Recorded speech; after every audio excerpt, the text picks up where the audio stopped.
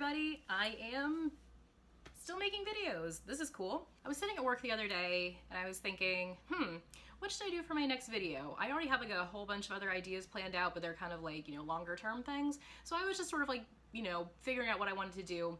And my friend James suggested, hey, you should make a video about all of your like top husbandos and waifus and cinnamon buns that you have in like games. And I can't make a video that's like an hour and a half long. Anyway, so it got me thinking, and I'm like, okay, like what defines, like what is a husbando? Like what is a waifu? Is it just like a fictional character that I want to fuck? Or is it somebody who is like a fictional character in a video game that I like work well with? Sometimes it's both. And yes, I know these people are not real. I have sort of a teenage mindset, in the fact that, oh my god, that person's really cute, I want to bang them. But unlike most teenagers, I don't, go up to people cosplaying these characters at conventions and go like, oh my god, you are my husband and I must marry you, and be all creepy. Because that's not cool, because cosplay is not consent. I'm a very emotional person. I mean, like, who would have thought that, right? But this means I get very, very heavily invested in fictional worlds. Video games, be it books, be it music, be it anime, mostly games though. I'm so emotional that I can't even pick like the mean voice lines. Just like, oh, I'm pretty sure like a mean voice line would kind of like progress me in the story a little bit, but I just can't do it because that's not the kind of person that they are, and that's not the kind of person that I want to be. It's just not fair. So naturally, when I find a video game, I start, making a connection with people and figuring out which ones I will work well with, like playing, or which ones I want to marry, and also which ones I want to be friends with. And I know they are not real, you jerks. I'm gonna keep driving that point home throughout the video. I know they are not real. Allow an old woman her pleasures, god damn it. In today's video, I am going to be reviewing my top husbandos and waifus and top cinnamon buns in video games. Number one husbando. Honestly, it's just so hard to rank them. I feel like it's not fair. I can't rank them as like number one, number two, number three, blah, blah, blah, blah, because that would mean that, some of them are better than others, and they are not. They are all ranked equal in my book for different reasons. But, fuck. I can't rank them. I love them all so much. But I feel like my number one husbando right now has to be Jameson Junkrat Fox from the video game Overwatch. We just like work really well together. Mostly I consider him like a husbando of sorts because like he's the character that you saw my drunk Overwatch video. He's the character that I play the most with. I just like his play style. I like his remarks and like how like weird he is and how crazy he is. I like playing as Junkrat in Overwatch because I feel like I get the most done with him if I'm not being a healer. And no, I don't like him just because he's pretty, but it doesn't hurt. So my next waifu is Mercy from Overwatch. I have also met her voice actress, Lucy Pohl, and I honestly, adore her, and she's amazing, and she's tiny, and she is so sassy and so funny. And, I would honestly, like, totally be down to date her too. Lucy, hit me up. Mercy is beautiful, and she's caring, and she is like a mama bird, and she really just wants to help you if you let her help you. But if you don't let her help you, she will just be like, She will throw mad shade if you disrespect her, and I am all about that. So my next waifu is Moira from, you guessed it, Overwatch. Mia plays Overwatch, who knew? She's such a dork. She is, like, the second I saw her, her gameplay, I was like, oh my god, she's doing a Naruto run. This is perfect. Like, all of her, like, sprays have, like, anime, like, themes to them. There's one where she's resting like this. And it looks like Gendo from Evangelion.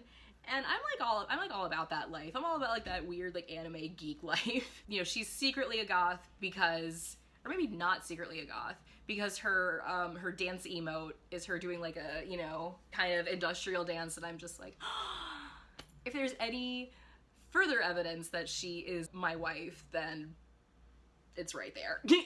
Also, not to mention her nails are like always on point, which is a bonus because we can go and get our nails done together. Oh god, I need to get my nails done. Wife, don't be mad at me. My next husbando is from a game called Shin Megami Tensei Persona 3, which is one of my top tier, like top 5 all-time favorite games, like literally of all time, and I'm planning a review video for that, like trust me. But yes, this husbando, I am talking about Shinjiro motherfucking Aragaki, my moon social link. And I'm a Cancer, and the moon is my ruling celestial body. Me and Shinjiro like hit it off like immediately. The moon rules me and Shinjiro just rules my heart. It makes sense. When you first meet him in the game, he's like, he comes across as like this bad boy, and he's like, you know, headbutting people, and he's just, oh, I'm all like dark and broody and edgy, and first like, I go for that. I don't know why. I have a track record with dark and broody people. Then he, you know, becomes like a part of your gang, and then you start like talking and initiate the social link. To give you like a very tiny like encapsulated version of what social links are, basically like meet these people and you can like make friends with them, and then you like move up the ranks in friendship, and then like you end up like maxing out the social link, which gives you like benefits. You start talking to him, and you realize that he's like actually a big softie with like this like hard front, you know, like every other like anime trope that's out there.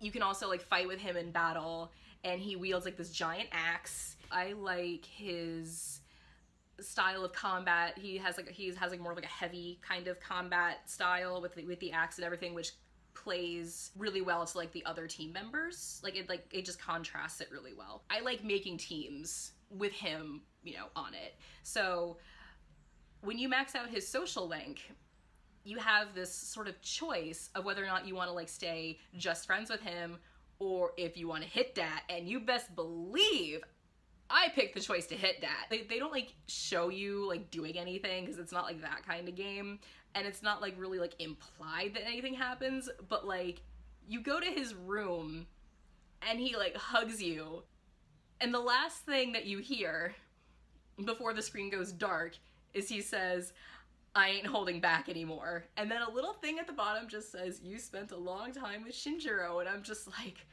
whoo, yay, score. Oh, Shinjiro.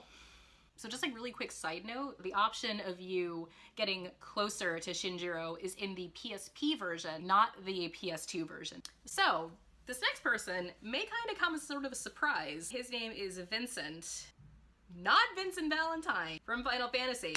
Fucking had you there for a minute. No, this guy is Vincent from Silent Hill 3. He's not really what I would consider a husbando, because he's an NPC, so you don't really get to play as him. He is this corrupted, like, cult leader priest, and he's so snarky. He's so snarky, and he's not like conventionally like what you would consider to be like attractive or cute or something, but like the second I saw him, I'm like, you're trouble? And I'm intrigued. Like, he's like an NPC, and you don't really like get to play as him, so he's not like technically like a husbando. He's like more like a, I don't even know what he would be. If there is like that garbage part of me that like ships him with Heather in Silent Hill 3, I guess Vincent is sort of more like a person that I like ship with somebody else that I think is really cool. I just sort of pine for him like from the distance, just like, oh, sass master. Oh my god, this sounds so pathetic. I haven't even gotten to my anime crushes yet, oh my god. So my next like husbando person is, go fucking figure, somebody again from Overwatch. This one is one that I have developed rather recently, and it's Jesse McCree, because duh. I just like hearing him talk. There's a one voice line in particular that he got for Halloween last year, and it just says, "I hear you, pumpkin," and I'm just like, well then, yeah, so I have like this bad habit of just like spamming that voice line over and over again because I just like the way that it sounds. But I mean, yeah, Jesse McCree. Alright, so I think that is most of them. So right now, what I'm gonna do is I'm gonna sort of like launch into like a little, quick like little recap of like those people who I consider like cinnamon buns. So, like, not necessarily people that I would want to sleep with. I know they're not real. I know they are not real. Or like, you know, marry or date in whatever context, you know, that implies. First one that I can think of is the operator, or 2B's operator from the game Nier Automata, because I think that one of the reasons I like her so much is because she is the same voice actress for Asuna in the English dub of Sword Art Online, and she's always just like, oh, just checking in with you, 2B, how's the weather, you know, blah blah blah, and 2B's just like, bitch, what are you talking about? Like, we need to like stick to the mission. And then the operator's like, I was reading on these like botanical books about the moon tear flower, and I just thought how pretty it would look in your hair. And I'm just like, oh, cinnamon bun! Oh. And, you know, later, like, you know, she calls to like check in. This isn't like spoilery or anything like that, but she calls to like, you know, check in on 2B, and she's like, 2B, I just asked out a girl I like, and she rejected me, and I don't see the point in living anymore. Man. Oh, honey. I wanted to hug so many people in that fucking game, but I really like the operator. Even as like an NPC, like, she's so relatable, and she's just so fucking cute, and I really liked her. Another character that I liked from Nier Automata was actually 9S.